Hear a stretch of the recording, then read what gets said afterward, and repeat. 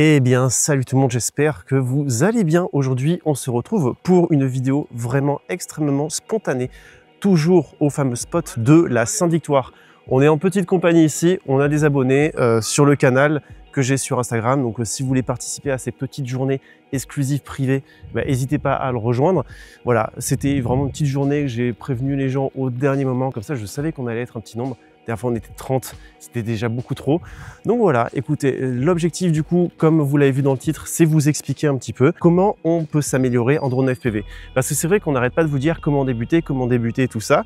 Et maintenant qu'on commence à être bien ancré dans ce domaine, eh bien vous commencez à acquérir quand même pas mal d'expérience. Peut-être que vous stagnez et que vous dites que vous n'arrivez pas à vous améliorer et tout ça, et que vous ne vous mettez pas dans les bonnes conditions pour pouvoir performer, que ce soit pour du freestyle, que ce soit pour du cinématique et pour n'importe quelle autre activité. Ce qu'il faut, c'est la pratique. La pratique, évidemment, ça à chaque fois, on ne vous pourra jamais vous le dire assez.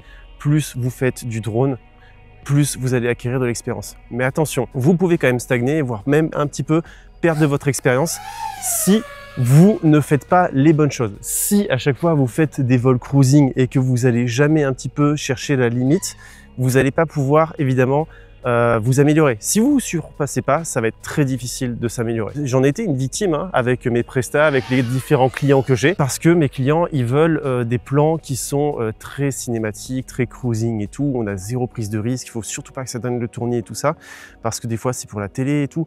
Donc, en fait, je me suis complètement assagi. Ça, je l'ai vu dans les vidéos, comparé à la vidéo que j'avais faite en Corse, où là, vraiment, je m'étais donné à fond, plein de prises de risque et tout. Donc, j'avais envie de reprendre ça. J'avais envie de retrouver ça, ce gros stress, cette grosse adrénaline, et c'est ce que j'ai essayé de faire dans ma vidéo des Dolomites, et franchement ça a marché. J'étais très content, je me suis vraiment donné à fond pour la vidéo des Dolomites, et encore d'ailleurs un énorme merci pour tous vos retours. Écoutez, on va faire un petit vol pendant lequel je vais vous expliquer un petit peu moi, ma façon de m'améliorer par rapport à vous, à votre style de pilotage, et par rapport aussi à votre drone. Ok, voici la petite flotte que j'ai apportée. 4 drones. Alors, nous avons mon drone à tout faire qui a fait du coup la signature Drone My Life de chez la caméra embarquée. La Flex One en 7 pouces pour le long range. Je ne l'ai pas retouché depuis le gros crash qu'il y a eu à la montagne. Là, on a notre drone poubelle avec lequel j'ai déjà fait une petite lipo, le Nazgul V2 qui était à la base en analogique. Et là, nous avons le Evoque, je ne sais plus quelle génération honnêtement, en O3. Voilà, celui-là il est propre, et en fait l'idée quand même c'est toujours d'avoir un drone poubelle avec lequel vous pouvez prendre plein de prises de risques et vous avez vraiment zéro stress à le faire. Ça vraiment c'est quand même assez important, et c'est quand même pas mal pour pouvoir s'améliorer sans évidemment défoncer. C'est quand même vachement mieux que d'utiliser ces drones de long range et tout ça quoi. Alors le truc, quand est-ce que c'est bien de s'entraîner? Mais justement quand ça fait longtemps que vous n'avez pas volé. Moi ça fait quand même un sacré bout de temps, là c'est l'hiver et tout. J'ai volé, la dernière fois que j'avais volé, en fait c'était aux Dolomites. Dolomites c'était fin décembre. Donc là on est en quasiment mi-février, donc quasiment 2 mois. Donc c'est quand même assez important, surtout quand c'est votre métier, vraiment de rester chaud et de ne pas attendre d'avoir un tournage et des vols à responsabilité. Donc voilà, vraiment assez important. Et puis évidemment si c'est votre passion et que vous avez vraiment envie de rester tranquille, ne pas stresser lors de vos vols, c'est quand même bien de garder les sensations, parce qu'on a très vite fait de les perdre, surtout en long range et tout ça. Quand on n'a pas l'habitude de cracher et tout, on peut très facilement perdre ses repères et être de plus en plus stressé à chaque vol. Donc, en fait, déjà, je vous ai présenté les drones, c'est pas pour rien, c'est parce que si vous faites du cinématique, du long range et tout ça, vous avez en général des drones quand même qui coûtent assez cher et qui sont faits pour être très fiables. Donc vous n'allez pas prendre de risques avec, c'est normal. C'est des drones qui, normalement, si tout se passe bien, ne crachent jamais. Et à partir du moment où vous crachez 1 ou 2 fois votre drone, et assez sévèrement, en fait vous perdez en fiabilité et vous allez être de moins en moins serein lorsque vous allez faire du long range, parce qu'à chaque fois vous allez risquer votre drone à quasiment voire 1000 € avec en plus une GoPro ou une Osmo dessus, et là vous n'allez pas être serein, et voilà, vous allez perdre un petit peu en fiabilité et tout ça. Du coup, ce que je conseille, c'est vraiment d'avoir un drone poubelle, comme je l'appelle. Moi, c'est mon Nazgul V2. Vous prenez un drone pas cher, que ce soit un 3 pouces, un 5 pouces ou autre chose. Après, moi, je vous conseille d'avoir quand même quelque chose qui se rapproche un petit peu du style de pilotage de votre drone principal, on va dire. Comme ça, au moins, vous gardez un petit peu vos repères et vous dites que c'est la même machine quand vous êtes dans les airs. Waouh, j'ai eu un gros blackout là, quand il y en a un qui a armé. Donc l'idéal, c'est vraiment d'avoir un 5 pouces avec lequel, je sais pas, moi, vous avez débuté justement le FPV. Et après, une fois que vous avez fait du cinématique, vous avez un autre drone avec lequel, justement, vous faites des vols chirurgicaux et tout ça. Et justement, avec ce 5 pouces poubelle, vous pouvez faire des figures, vous pouvez vous entraîner avec de la race et tout ça. Ça dépend vraiment de votre style. Et c'est pas parce que vous êtes un mec qui fait du cinématique que vous devez bannir le freestyle et la course. Parce que en fait, tout ça, ça va vous aider à développer des réflexes, à être de plus en plus proche des éléments et du coup d'avoir des vols quand même bien plus immersifs, bien plus impressionnants. Et vous allez avoir beaucoup plus de sensations au vol et vous allez être content parce que vous aurez vu une progression dans vos vols cinématiques. Et en fait, voilà, c'est ça un petit peu. Comment du coup s'entraîner? Eh bien, moi, la première chose que je peux vous conseiller, c'est de vous entraîner sur simulateur avec des courses, avec du freestyle. Et après, dès qu'il fait beau, quand vous êtes avec des potes et tout, c'est quand même plus sympa de faire ça avec du monde. C'est pour ça que j'ai proposé aux abonnés de venir. C'est qu'en fait, c'est quand même bien plus sympa et bien plus convivial, évidemment, de faire ces petites sessions d'entraînement en groupe. Donc, n'hésitez pas à contacter, évidemment, des gens de votre coin pour voler ensemble. C'est quand même vachement plus agréable de voler entre amis. Et puis, en tout cas, découvrir de nouvelles personnes et puis partager sa passion. Ça, à chaque fois, les gens sont super contents. Encore autre chose, vous pouvez vous amuser à faire du ciné-hoop avec votre 5 pouces. Ce sera assez intéressant de voir un petit peu comment vous vous débrouillez. Ça vous permet un petit peu de régler votre vitesse, de mesurer le comportement de votre drone et tout ça. C'est vachement important de pouvoir faire tout ça. Et puis je vous dis pas en plus, faire tout ça en parlant, c'est encore quelque chose d'autre. Et puis puisque là, vous vous en foutez un petit peu de la prise de rive, voilà, vous touchez les hélices et tout, il n'y a vraiment pas d'enjeu de prise de vue et tout. On est beaucoup plus serein. Et après, dès qu'on va arriver avec notre vol cinématique long range, pareil, ça va se voir, on va tenter de plus en plus de choses et on va s'améliorer. Et tant que j'y suis à vous parler de comment s'améliorer, comment apprendre de nouvelles choses, je vais vous parler un petit peu de comment j'utilise Artlist. C'est le sponsor évidemment de cette vidéo. Et au lieu de vous faire une présentation globale, je vais vous montrer vraiment comment je travaille avec Artlist sur du coup cette vidéo. On va voir les insides. Quand je suis sur le site d'Artlist, vous voyez qu'il y a plein de choses évidemment. Les musiques, les images stock, les effets sonores et tout ça. La voix générative d'IA, les luttes et tout. Et la grosse nouveauté super intéressante qui va pouvoir vous faire gagner énormément de temps et vous faire gagner en originalité, professionnalisme et tout ça, c'est l'intégration des luttes pour vos vidéos directement sur la plateforme Artlist. Vous voyez qu'on a différents samples pour visualiser correctement ce que va donner le lutte sur nos vidéos. On a des comparaisons entre le lutte et le format Rec 709 et il y en a vraiment plusieurs. Moi personnellement j'aime bien quand il y a beaucoup de contraste. Je vais plutôt m'orienter là-dessus, pas trop sur quelque chose de trop bleuté. Vous en avez des centaines, vraiment des centaines, et ça c'est vraiment intéressant contrairement à tout ce que vous pouvez voir sur internet quand il y a des vidéastes qui vont vous vendre 3-4 luttes. Là vraiment vous en avez plein et vous en avez des nouveaux qui s'actualisent au fur et à mesure de l'année qui passe. Et vous allez voir que c'est un énorme gain de temps. Maintenant, on va aller sur le logiciel de montage. Et sur le logiciel de montage, là, mon plan à la 7S3, je le mets en Rec 709. Et après, j'ai juste à appliquer le LUT que j'ai intégré à mon logiciel. Donc en premier, on va essayer le Caraïbe qui a un effet un petit peu bleuté sur mon rush. Plutôt pas mal selon l'ambiance que vous voulez mettre. Moi, le soleil était assez bas, donc j'ai plus envie de quelque chose qui se rapproche de la Golden Hour. Et ça va super bien rendre, vous allez voir, avec le rush que j'ai filmé avec le système O3, donc directement enregistré en format Rec 709. Et là, avec le LUT Glory, on a vraiment un effet Golden Hour, on pourrait s'y méprendre. Ça donne vraiment un sacré look à la vidéo et c'est vraiment très professionnel. Et tout ça, ça s'est fait en un rien de temps. Et ça, c'est un très bon moyen d'améliorer ces vidéos et super facilement, sans effort. Si ça vous intéresse, il y a encore plein d'autres choses à découvrir sur Artlist. En tout cas, c'est vraiment la grosse nouveauté de la plateforme en ce moment. Et si ça vous intéresse, bien évidemment, je vous laisse le lien d'affiliation en description de la vidéo. Vous avez 2 mois offerts si vous passez par ce lien affilié. Et puis j'ai juste à vous dire de découvrir un petit peu ce que donne ces luttes et on remercie Artlist d'avoir sponsorisé la vidéo. Faut quand même faire vachement attention quand on vole à plusieurs là, surtout qu'on a du O4, on a du Avata 2, on a du Vista, du O3. Il y a pas mal de pertes de réception quand même. Donc là, le Avata, il a failli pas revenir. Tout à l'heure, c'était le Vista qui a craché à cause d'une réception et tout.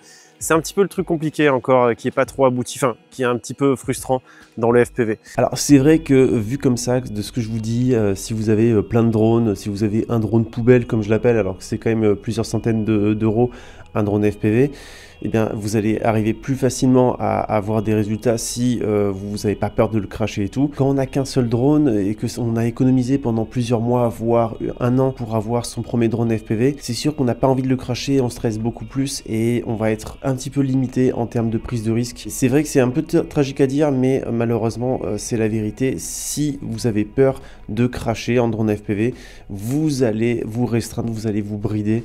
Et moi, j'ai beaucoup vécu ça à mes débuts parce que c'était mon tout premier drone FPV et que si je le cassais, j'allais plus pouvoir en faire pendant un sacré bout de temps. Donc si vous avez les moyens et que vous pouvez vous permettre d'avoir un drone poubelle, c'est sûr que vous allez avoir un avantage par rapport à ceux qui ont un seul drone pour tout faire. Donc pour ceux qui ont qu'un seul drone FPV, moi ce que je vous conseille, c'est vraiment de vous entraîner à fond le plus possible sur les simulateurs, avec de la course, avec du freestyle, avec quoi que ce soit d'autre, en regardant plein de vidéos YouTube pour vous aider un petit peu, vous donner des idées sur comment faire les choses, et puis après y aller encore plus progressivement. De toute façon, tant que vous avez peur de cracher, vous allez vous brider et vous n'allez pas forcément vous améliorer assez rapidement. Alors que si vous avez 15 drones et que vous vous en foutez d'en casser 3 dans la journée, c'est sûr que vous allez avoir plus de chances de progresser rapidement. Mais dans tous les cas, si vous n'avez pas envie de casser, que vous avez envie de faire autre chose que du simulateur, allez dans des spots comme là où on est. Évitez vraiment le bitume et tout ce qui peut risquer de casser votre drone au premier crash. Là vraiment on est très serein. Mon Nazgul, il a vécu je sais pas combien de crashs et vous avez vu que à part la petite poussière et les herbes qu'il y a dessus, il est vraiment intact. J'ai dû casser 2-3 fois des hélices, rien de plus. Bon, j'en ai évidemment profité pour tester un petit peu les nouveaux joujoux que j'ai, surtout évidemment des nouvelles batteries qu'une boîte française m'a passé à tester. Donc j'ai profité pour faire un petit vol, j'ai fait un vol de quasiment 10 minutes tranquille. J'ai fait 2 fois l'aller-retour de la Sainte-Victoire, je suis monté 2 fois, enfin c'est hallucinant. Et comment on fait du coup pour s'améliorer en long range? En fait, c'est les conditions parfaites. Là, j'ai un test de Lyon à faire et je vais en profiter pour aller encore plus loin, pour connaître encore mieux mon matériel. Parce que s'améliorer en long range, c'est améliorer les connaissances et les limites de son matériel et aussi ses capacités évidemment. Vous allez voir jusqu'où vous allez pouvoir aller, vous allez ensuite voir les distances que vous faites, les hauteurs que vous faites et comme ça, quand vous allez être sur des nouveaux spots que vous ne connaissez pas, vous allez être beaucoup plus en confiance. Donc là, le spot de la Sainte-Victoire, je le connais énormément et puis vous, imaginons que vous l'avez fait 1 ou 2 fois, vous êtes allé une X distance, et bien vous allez aller un petit peu plus loin que la dernière fois. Et c'est comme ça qu'on fait petit à petit, on voit, et puis on essaie d'analyser comment notre drone s'est comporté. Est-ce qu'on avait beaucoup de batterie quand on est rentré? Est-ce qu'on avait des pertes de réception et tout? C'est vraiment comme ça qu'on peut s'améliorer en long range, et bien évidemment aller de plus en plus proche des éléments. Pour ce vol, j'étais juste avec la Flex One dans 7 pouces. Là, je filme avec le système O3. La frame tremble beaucoup. Alors, il faut que je règle un petit peu les PID et tout ça pour voir si je peux corriger ces tremblements. Mais en tout cas, Gyroflow n'arrive absolument pas à le stabiliser correctement. Donc, je suis désolé pour les petits tremblements sur les côtés. Mais encore une fois, voilà, c'est des pistes d'amélioration. Et je vais essayer de voir un petit peu ce que je peux faire de ça, si c'est une fatalité ou si je peux améliorer aussi ce côté-là.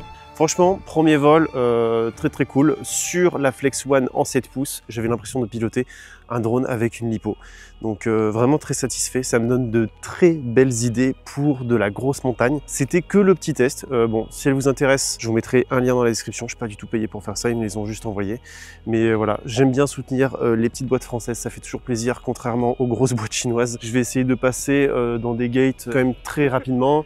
On va essayer aussi de faire des trucs avec la falaise qui est juste là. On va faire un petit peu mumuse comme ça là. Du coup, moi évidemment, puisque je fais du cinématique, que ma petite signature c'est les dives de cochon, ben, évidemment il faut que je m'entraîne sur les dives, que j'essaye de tenter de nouvelles choses, de nouveaux styles. On va pas faire que des dives en ligne droite à fond, même si c'est vraiment chouette. J'ai envie d'un petit peu innover et quand c'est pas des prestats et où il faut être bien cinématique, ben pourquoi pas faire un petit peu des loopings et des choses un petit peu plus risquées. Donc là voilà, on s'entraîne un petit peu sur la falaise qui est juste là, c'est accessible, il n'y a pas de problème. S'il y a un crash, ben bon ok, je vais perdre une demi-heure, mais en tout cas le drone il sera toujours là. Et puis de toute façon c'est mon drone poubelle, donc c'est pas très grave. Évidemment il faut avoir le bon spot aussi pour le faire, mais si vous avez un spot pas loin de chez vous où vous pouvez vous entraîner, mais franchement allez-y le plus régulièrement possible et évidemment avec des amis, en tout cas avec d'autres pilotes, parce que c'est ça aussi qui va vous donner confiance, c'est les personnes plus expérimentées, tout ça. De toute façon que dès qu'on est à plusieurs, on est plus serein, on a envie de plus se donner et tout, de se surpasser. C'est vraiment un cercle vertueux, donc moi je vous invite vraiment à piloter à plusieurs et surtout dans les périodes un petit peu basse saison, là où il fait pas très beau. En tout cas, voilà, aujourd'hui, on avait quand même une belle météo, même si on n'a pas notre petit coucher de soleil. C'était super chouette, pas de vent et tout. Donc vraiment, super opportunité. Du coup, là, on a une falaise qui est quand même vachement accessible. Donc bon, s'il se passe quelque chose, c'est sûr que c'est relou hein, d'aller la chercher, d'aller chercher le drone. Mais voilà, pas trop de prise de risque. Et on peut justement s'amuser à s'entraîner, à aller le plus proche possible de la falaise. Et on le fait à répétition comme ça. La falaise, elle est toute petite. C'est vraiment facile de pouvoir s'entraîner et à comprendre un petit peu comment on fait pour se rapprocher le plus possible de la falaise. Moi, le conseil que je donne à chaque fois, c'est vraiment de monter le plus haut possible, avoir de la marge, commencer face à la falaise et se tourner. Et en fait, on met les gaz pour partir de la falaise. En fait, c'est vraiment comme ça moi que je fonctionne. C'est d'une certaine façon, je suis tellement proche de la falaise que si je lâchais les gaz, en fait, je la toucherais. Et c'est comme ça qu'on fait des rase-modes de falaise. Bon alors, vous avez vu que là, je vous ai pas dit, mais je suis avec la GoPro Hero 10, je suis en automatique et tout. Zéro réglage de caméra, c'est normal. Vraiment, c'est la GoPro juste qui est là pour vous illustrer ce que je fais. Moi, je vous déconseille de filmer évidemment avec une GoPro. Voilà, là, c'est vraiment sympa, on peut vraiment aller loin. Il marche bien ce petit Nazgul, hein. Il marche très bien. Mais ouais, essayez vraiment de faire ce que vous faites d'habitude, mais plus vite et de manière plus dynamique. Et comme ça, vous serez encore plus serein quand vous ferez des choses de fou en conditions cinématiques et tout ça. N'hésitez pas un petit peu à être un peu plus acrobatique.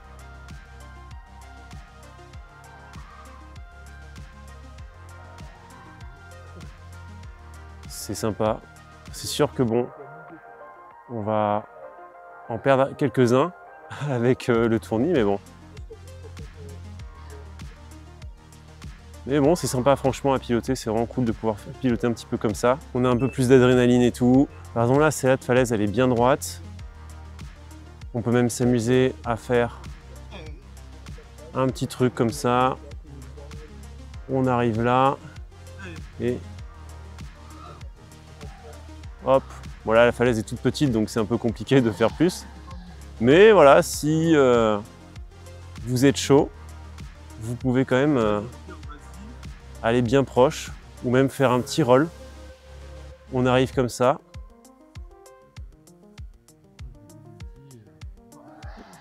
Ouais, c'est sympa, hein, et il y a des trucs à faire, hein. Et en fait, voilà, moi, c'est ça aussi que je fais. Ça me permet un petit peu de faire des nouvelles figures cinématiques, voir un petit peu ce qui rend bien et tout.